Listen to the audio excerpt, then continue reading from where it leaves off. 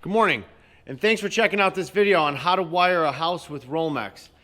Yesterday we went over all the components that are required to install new electric using Romex, and all of the various boxes and connectors and straps and lights, all that stuff. Well, we didn't go over the lights. We're going to go over lights today. So today we have to install these lights, which are 4-inch LED. This is a 24 pack. You can get these on Amazon for like super cheap. I think it's like 160 bucks for 24, which if you've ever gone to a home store, usually they're about $20 a piece. So somebody do the math on that. A lot more like, I think 500. Yeah, that'd be like 204, 480 plus tax. All right, so good bargain for those lights. I've been installing them for a while. I like them because they got 5 different color temperatures. But the light you use is really not the biggest concern that I have, and it shouldn't be your concern either. You should use whatever light suits your fancy. Yeah, that's the word. But today we're going to be drilling all of the ceiling joists and running all the wire for the lights. So I want to go over today how to lay out your ceiling lights, also how to drill the joists and your rafters. So we're going to be drilling the roof rafters today, but the same principle is going to apply for your ceiling joists. And there's some requirements that you want to pay very close attention to, and that is the size of hole that you bore through your joist or your ceiling rafter, and also how high off the bottom of that rafter you want to be. I can tell you right now, I like to be at least 1 inch to 2 inches off the bottom if possible. Now on our project today, you're going to see that we have spray foam in the ceiling. I personally like to spray foam the job before running the wires, because if you jack something up or misplace a wire or a location, it is an ever-living nightmare to try and fix or undo whatever was done, because the wires are just buried and you end up having to cut the wires and rerun stuff anyway. So I like to have the spray foamer come in, do the whole thing, and then we come back and we run all our wires. Plus the spray foamer likes it too, because then all that crap isn't in his way. So let's go grab a ladder. We're gonna go lay out some lights. All right, so when you're laying out your lights, you wanna take a look at the room and really lay out based on what makes sense. So sometimes being absolutely symmetrical in the room doesn't always work out, especially when you've got ceiling joists in your way. So you're like, oh wow, it'd be really good if I could pull off the wall and we'll put our first light at whatever. That always doesn't work out. One thing I do want to go over, I drew out my plan pretty well on this blueprint. I got my dimensions, my numbers. I know what my stuff needs to be spaced, but what if you don't have that? I'm going to go over some really simple mathematics right now, and I'm going to use the back of this to kind of draw. So bear with me here. So, okay. So let's say we got a room, and we're going to just do simple measurements here. 10 by 10, okay? You see that? So draw a piece of paper 10 by 10. Now we want to have 3 lights. No, we're keeping it simple today. And we're going to go with, how many lights would make sense? 2 lights, 2 lights. We'll go 2 lights, 4 lights total. All right, so we draw our 4 little circles on our paper. How do we figure it out the rest? If it's 10 feet, let's break that down. 120 inches. So 120 inches divided by what? 2 or 3? Well, you want to divide it by 3 because I just drew some X's on here. You have 3 spaces. So in order for those lights to be equal, you got to divide it by 3 to find your centers. So divided by 3 equals 40 inches. So we know that our lights need to be 40 inches off the wall, 40 inches in between, 40 inches off the wall. Now, that's if you're perfectly symmetrical. I don't particularly like that. So what I'll do is I'll take 10 from each of those off the sides against the walls, and I'll make those 30 inches off the wall, and then I'll take the 20 inches that I took from the walls and I'll add that to the middle and make 60. And that makes for a nice placement. Plus, that way, you lay the lights out that way, then you got 30 inches, you got 60 inches in the middle, and you got 30 on the side. I realize you probably couldn't hear me. Okay, you got 30 inches, 60 inches, and 30 inches again. Spreads the lights out a little bit so it doesn't look like so symmetrical. Plus, 30 inches is a good number, and I'll tell you why. Most of your joists are ran on 16-on centers, but when you get close to the wall, sometimes that joist is a little tighter. So when you pull 30, you're going to be closer to the middle of a joist space. Plus, with the LED lights, you can actually be right on top of the joist. It's not preferable, but it is doable that way. All right, so that's how I like to lay them out. Plus, this leaves a lot of room in the middle if you're going to run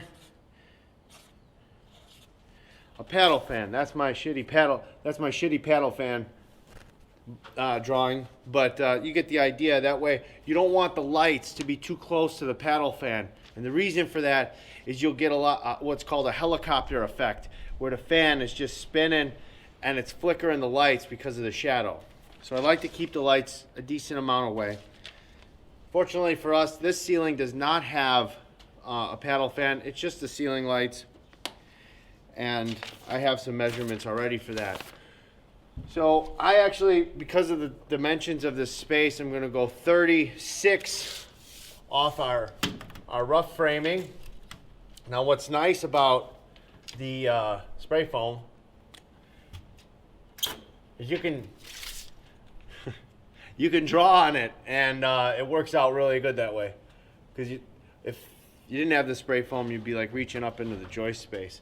So then, off my other wall, along my joist,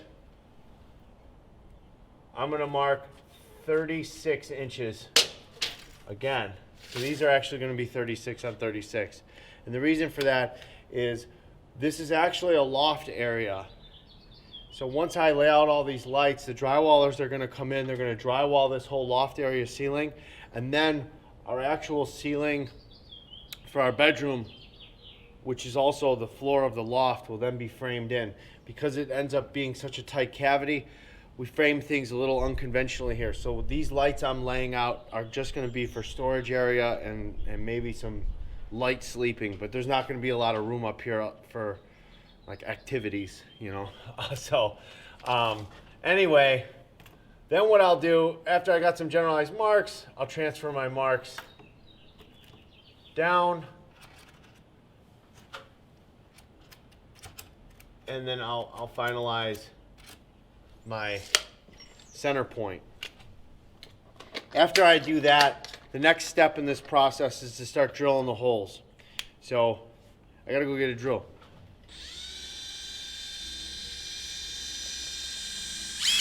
Nah, just kidding, it's just my drill. I don't have an elevator. Okay, I got my drill. I also brought a piece of Romex because I thought I would go over this with you real quick. Let me get up on this ladder so you can see me. Okay, so a lot of times I get a question, what type of drill bit do I use for my Romex? Well, it all depends on what you're running. I like to be just about twice as big as whatever the cable is. So in this case, I've never really measured this, but let's measure it. Yeah, that's what I figured. Okay, so it's 14.2 Romex is about 3/8 wide. It's 3/8 of an inch wide. So I use like a 3/4 inch drill bit, which would be twice as the size of that. And you can see how that, I don't know if you can see that or not. Anyway, the point is that I try to only go about twice the size. And that way you really get, you get enough space to where the wire's not going to get caught. through the hole as you're pulling the wires through the hole. And also,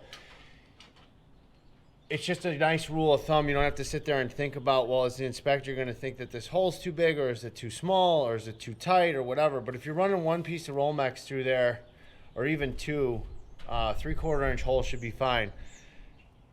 Other than that, you want to run 1 inch holes through the center of the studs. So when you're doing like 4 inches, 4-inch stud width, just run a 1 inch hole right down the middle of those studs, and then that's going to make sure that you're far enough away from the face of the stud to both not compromise the structure of the stud, but also make sure that you're far enough away from any screws. With that being said, I try to get 2 inches away from any kind of stud face, joist face, or rafter face. Now, in a lot of cases, it's pretty tough to do that, especially when you have, whatchamacallit. Oh yeah, when you got this stuff, this spray foam. So this is a closed cell polyiso foam. Very tough, very resilient, but it also makes running wires a little tricky after it's been done. So anyway, how do we lay out our holes? Well, I like to get them in a straight line. So what I'll do is I'll measure about 1 foot off from my light to the inside, and I'll make a mark on the joist face. And then I'll take a double check measurement. And the double check measurement is real simple.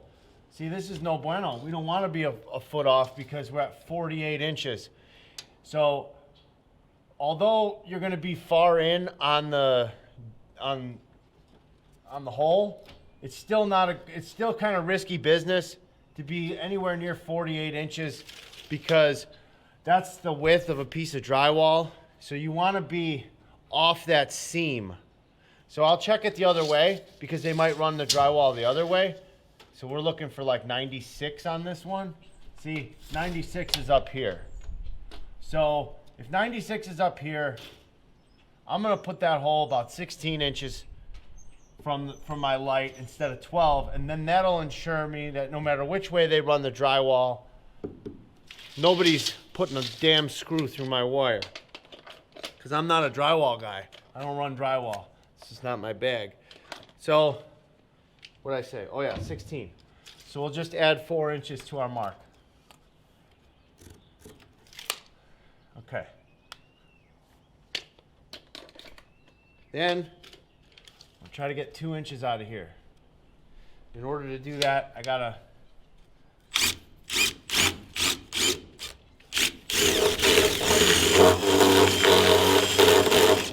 clear some of that crap out of the way.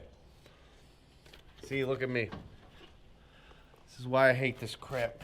But it's worth it. You just gotta brush it off. Okay. And it doesn't have to be exact.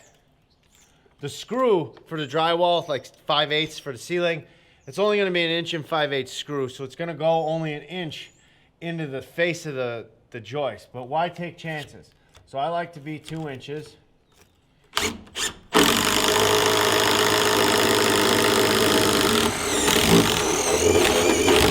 In my case, I gotta find the back side of it.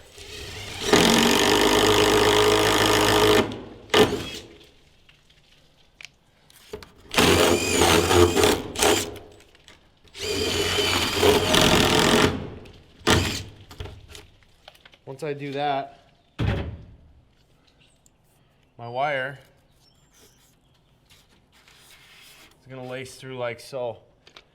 This is a peculiar situation. A lot of people don't do the spray foam before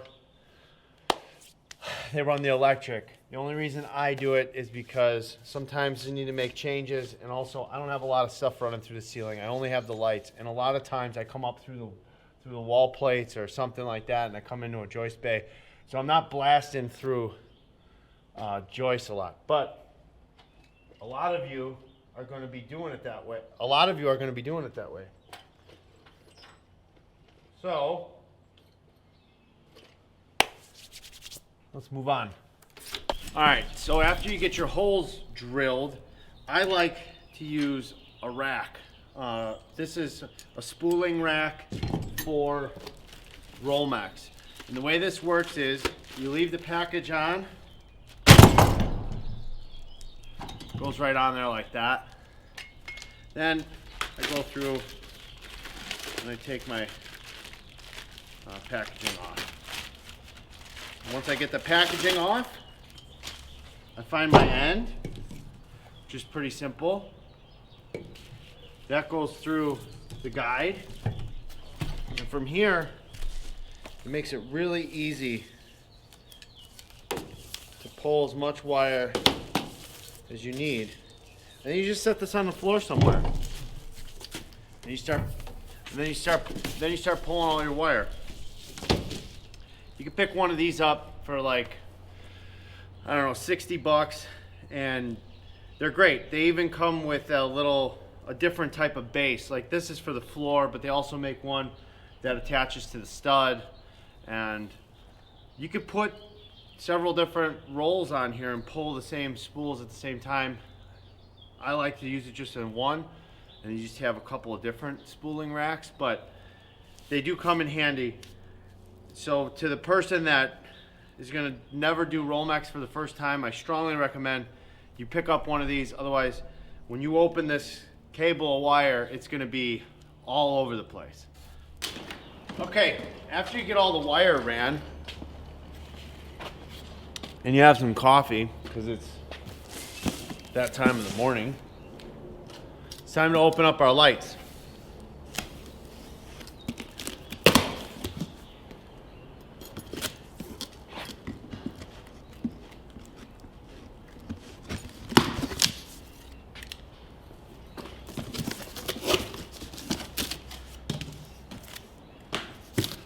Let me show you something. This is what I call well thought out Chinese engineering right here. See how it's organized? You've got your lights, which you won't have to touch for about 3-4 weeks until, you know, trim out. And you've got your boxes. Look at that. All right here. You just pull one out, ready to roll. And then underneath there is another set of them. So this is what we call our lighting junction box. I will pull one of these wafers out just to show you how there's two parts. I wire this up before drywall. I know that a lot of electricians, like to just run the wire and they leave a loop up there, and then they come back and they cut all the holes in. No, thank you. I have no interest in that, because this box, this goes back to, you know, I think we had a whole class in school on what fits in what hole. And this right here is 4 inches. Damn. Anyway, this is like 3, but getting this up and in there, in that crevice, just won't fit. And if it does, it always jacks up the hole that you just cut for your light. So what I like to do is I like to install all of these before drywall.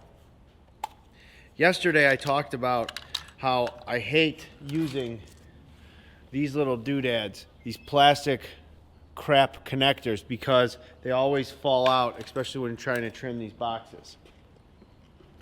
Instead, I like to use this connector. This is a non-metallic screw tight connector with a lock ring on it. So the way you take these off is with a screwdriver. That's what that slot's for. I like to use a mid-range screwdriver for this, and I just... The other thing I like about these connectors, I can fit 2 Romex in one, and I put that right in the back of the box like this. See? Right out the back. And the reason that I wire it out the back is for 2 different reasons. One, once I get it tight, then I'll cinch it down with my side cutters, and that's it. So let me go grab some wire. This is what they call in the part of the video a simulator. I am going to simulate what it is to wire it in the ceiling. The reason I'm doing this is because getting a camera up in the ceiling and actually being able to show you exactly what's going on is a real pain in the ass for me. And I don't think it gives you the best experience or best explanation. So I just took a piece of Romex and I'm gonna show you how this goes together like this. All right, let's say you got 2 Romexes, which I do, kinda. All right, let's make it official.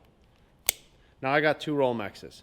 First thing I'm gonna do, before I strip anything, is take my box and I'm gonna slide them suckers in there.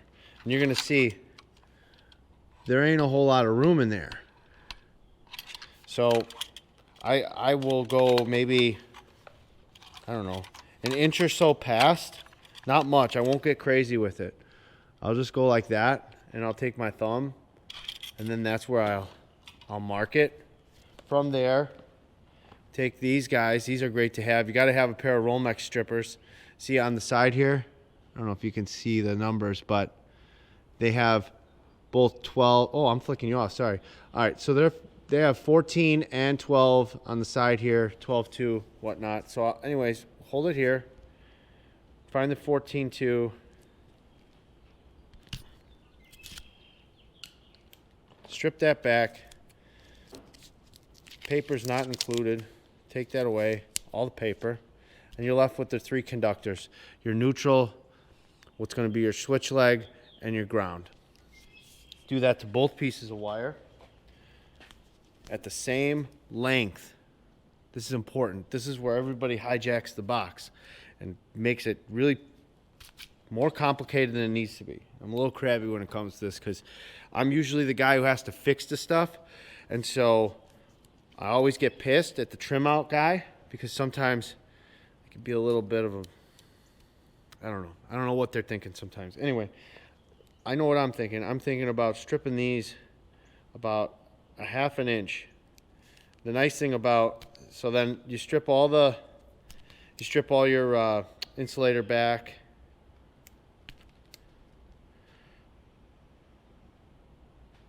And when you're doing that, you kind of want to make them all the same because they're going to go into push connectors. There's no wire nuts in these boxes. They come preloaded with push connects, which is also really nice because it makes things go a lot faster. And I think they do a damn good job. So then I don't tighten. So then I slide the wires through, get them into my box as such. But before I do anything, I don't necessarily always tighten this connector down yet. I put the wires into there. So then I'll take this, I'll match up my whites to my whites, blacks to blacks. Remember, this is a simulation. I can't really do it because then I got to take it apart and it won't come apart. And then grounds to grounds. Once those are all in, then I'll kind of manipulate this back and forth and fit these in as such. And I still haven't tightened that connector down. And the reason, there's 2 reasons. One, I like to have that flexibility of the wire so that I can move things around. And then I'll close the box. See, it sits nice and closed. If you do this right, this box should sit nice and closed. If you jam 10,000 pounds into a 4-pound box, it will not close correctly. And you'll have to tape it or something. So this is how you know you did it right. It'll just sits down like that. Then you make sure that none of your wires are exposed. See, nothing's exposed. Take that number 2 screwdriver, which is a lifesaver in trimming out all this crap.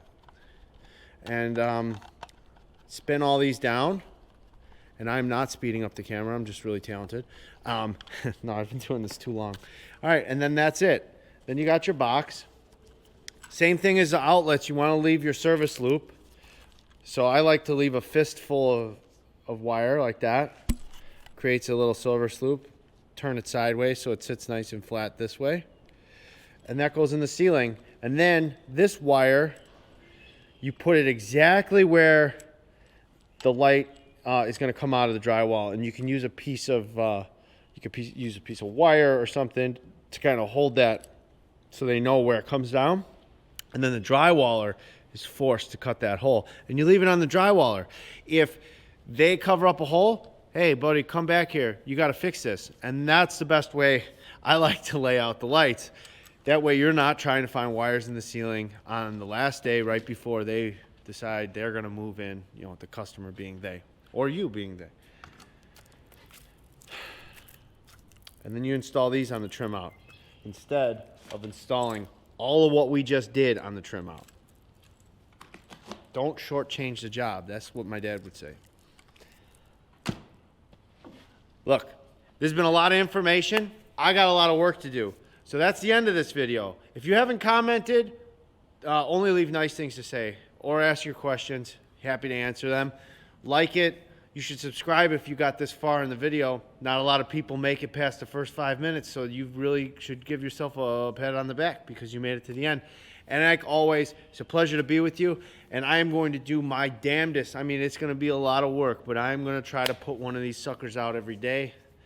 I don't know if I'm going to be able to do it or not, but I'm going to give it a good try. And this is day 2, so we'll see what happens. I'll see you tomorrow.